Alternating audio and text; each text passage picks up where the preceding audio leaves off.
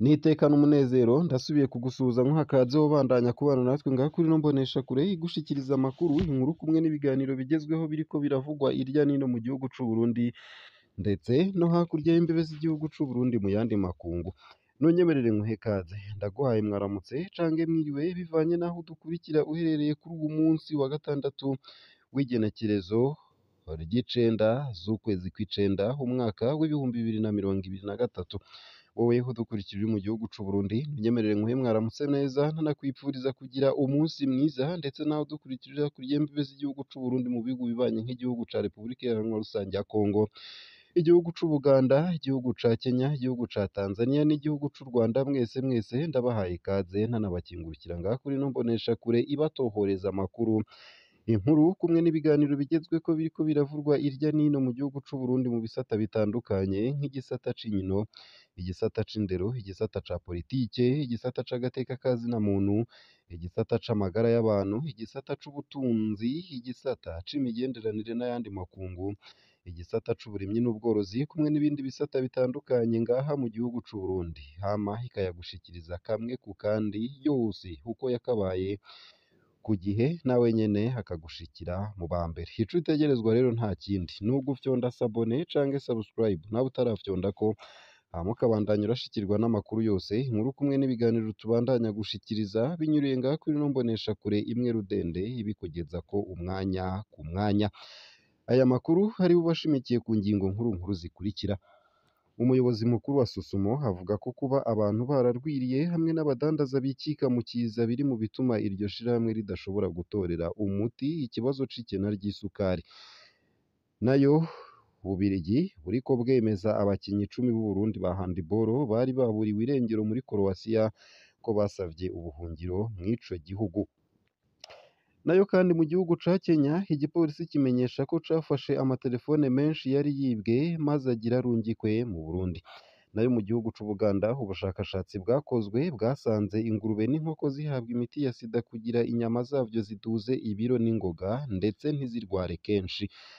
Ano makuru yose kamwe ku kandi ndibuyakugezeko mu buryo bw'idonido ngaha kuri ino mboneshakure nyene. Ico utegerezwa ni ukubandanya ubana natwe. Nayo ntunyemerere dutangura aya makuru ku buryo bw'idonido.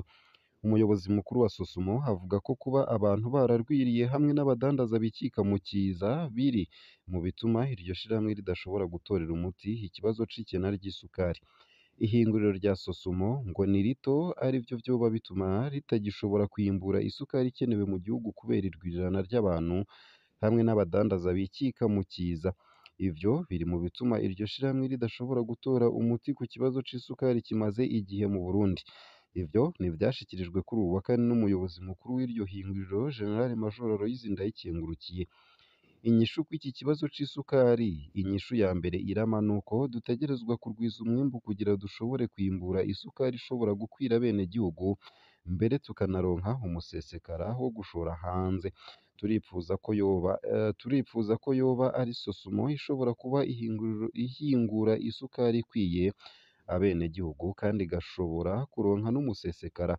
Ibiharuro vya mbere tumaze kugira turabona ko turavye irwirirana ry'abantu bizosaba ko mu mwaka w'ibihumbi 2040 tuzoba dufise nk'amahinguriro yoshobora guhingura ku rugero rushika amatoni 150. Aho hakaba ariho tuzoba dushobora gukora ivyo abenegihugu bashoboye ndetse hanaboneke n'umusesekara wo gushora hanze. Uko akaba ariko umuyobozi mukuru wa Sosumo yavuze. General Major Aloys Ndayikengurukiye akaba kandi yaramenyesheje ko hariho umugambi wo kwagura iryo hinguriro hamwe rero no gusubiramwo uko isukari itangwa kugira iyibonetse yose mw'iryo hinguriro ishobore gushikira abanyagihugu bose. Nayo mbandanije ano makuru kandi womenya ko Ububirigi buriko bwemeza abakinyi 10 b'u Burundi ba handball bari baburiwe irengero muri Croatia ko basavye ubuhungiro mw'ico gihugu. Igihugu c'Ububirigi kiremeza ko bamwe mu bakinyi b'abarundi ba handball bari baburiwe irengero mu gihugu ca Croatia ko basavye ubuhungiro mw'ico gihugu. Ico gihugu kikamenyesha ko baca bahabwa ubuhungiro kuko abo bakinyi bose bafatwa nk'abana batarenze imyaka 18. Umunyamabanga wa leta ajejwe ubuhungiro n'abimukira mu Bubiligi ariwe yitwa Nicole Dedor aremeza ko abarundi bagera kuri 10 bamaze gusaba ubuhungiro muri ico gihugu, akamenyesha ko mu bisanzwe bategerezwa guca basubizwa muri Croatia kuko ariyo yabahaye viza, ariko akemeza ko atakundi biri bugende baca bahabwa ubuhungiro n'Ububirigi kuko ngo bose hari abana batarenze imyaka 18. Tubibutse ko hari haciye iminsi abakinyi b'umurwi nserukiragihugu wa handball ugiye mu gikombe c'isi cabereye muri Croatia. Inyuma yo gukina inkino za mbere, abagera kuri 10 bahavuye batungwa n'ayo bameze maze igipolisi ca Croatia kitangura kubahiga ariko nticabatoye. Nayo kandi igipolisi co mu gihugu ca Kenya kimenyesha ko cafashe amatelefone menshi yari yibwe maze agira arungikwe mu Burundi. Igipolisi ca Kenya gikorera mu gisagara ca Nairobi kimenyesha ko cafashe umuzigo munini wari utekewemwo indani amatelefone menshi yari yibwe maze agira arungikwe mu gihugu c'u Burundi. Ico gipolisi gikorera ku kirindiro c'ahitwa Industrial Area kikavuga ko 5 muri abo bagira barungike ayo matelefone mu Burundi ari abarundi baba mw'ico gihugu ca Kenya, ko kandi bahagaritswe bagire bace bajanwa mu butungane bahanwe ku caha c'ubusuma. Nk'uko tubikesha imboneshakure yo mu gihugu ca Kenya Lookup TV, igipolisi co mw'ako karere kimenyesha ko umuntu wese yoba azi ko yibwe telefone yiwe yoza kuraba ko yoba iri mw'izo zafashwe. Nayo mu yandi ariko aravugwa hanze y'imbibe z'igihugu c'u Burundi nuko mu Buganda ubushakashatsi bwakozwe bwasanze ingurube n'inkoko zihabwa imiti ya sida kugira inyama zavyo ziduze ibiro n'ingoga ndetse ntizirware kenshi. Abagize inama nshingamateka ya Uganda berekana ko bafise impungenge n'amakenga bifatiye ku bushakashatsi buheruka kugaragaza ko hari aborozi bo mw'ico gihugu baha ibitungwa vyabo nk'ingurube n'inkoko imiti igabanya ubukare bwa sida bagamije ko inyama z'ivyo bitungwa zoduza ibiro n'ingoga ndetse ntibirware kenshi. Ubwo busesanguzi bwatanguye gukorwa n'umurwi ushinzwe kurwanya ikiza ca sida mu nama nshingamateka ya Uganda. Ni nyuma yaho kaminuza ya Makerere ishiriye ahabona ubushakashatsi bwerekana ko iyo miti igabanya ubukare bwa sida yagiye irahabwa ivyo bitungwa. Ubushakashatsi bwakozwe n'igisata ca kaminuza ya Makerere cigisha ibijanye n'ubuvuzi n'amagara y'abantu mu gace ka Rira bwagaragaje ko mu nyama z'inkoko zagiye zipimwa mu masoko atandukanye izigera kuri 33.3% zahawe imiti igabanya ubukare bwa sida. Ku ngurube nazo ivyo biharuro vyaraduze bigera kuri 50%. Amakuru dukesha iradiyo y'Abongereza BBC akaba avuga ko zimwe mu mvu zituma aborozi baha ivyo bitungwa iyo miti harimwo gushaka kubivyibusha vyihuta hamwe no kubivura indwara zitandukanye naho hari imiti isanzwe yarabigenewe.